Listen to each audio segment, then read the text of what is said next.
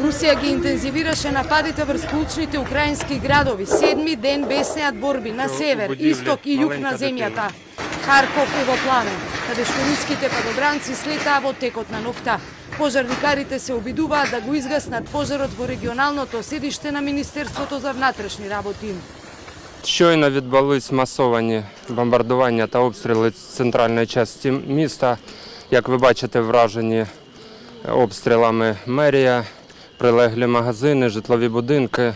Буквально тут поруч житловий будинок 4-поверховий постраждав, зруйновані конструкції, внутрішні та зовнішні. Люди потребували допомоги, рятувальники негайно їх евакуювали.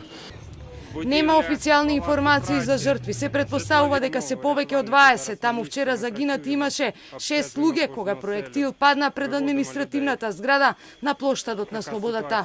Харков денеска е Сталинград на 21 век, рече советникот на украинскиот председател. Противник працює по місту, причому не вибірково тяжолими реактивними системами залпового вогню, авіацією, тому що, я так розумію, що поставлене завдання психологічно зламати Харків і вчинити терор, але Збройні Сили України, територіальна оборона та інші захисники міста дуже вправно атакують противника, відбивають його.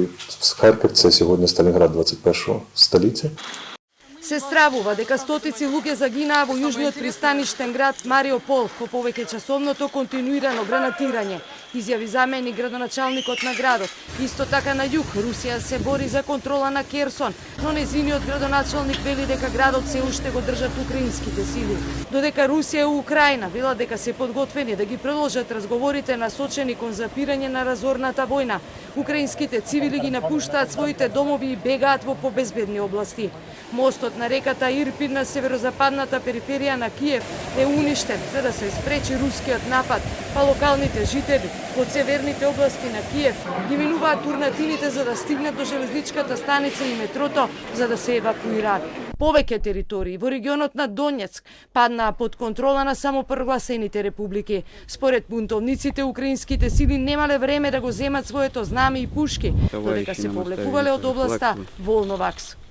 В любом случае будут процессы идти переговоров, убеждая противника о том, что он должен сложить оружие и сдаться или выйти из города, чтобы не пострадало гражданское население. За прв пат по 7-дневните борби Русија јави за жртви во своите редови, околу 500 војници. Според портпаролот на Руското министерство за одбрана, на украинска страна има 2870 загинати украински војници, повеќе од 572 се заробени.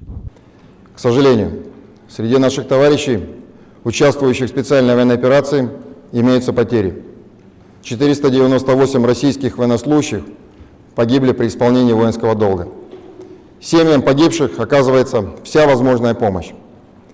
1597 наших товарищей получили ранения. Генералното собрание на Обединетите нации гласаше за осуда на руската инвазија на првиот итен состанок одржан после 1997 година.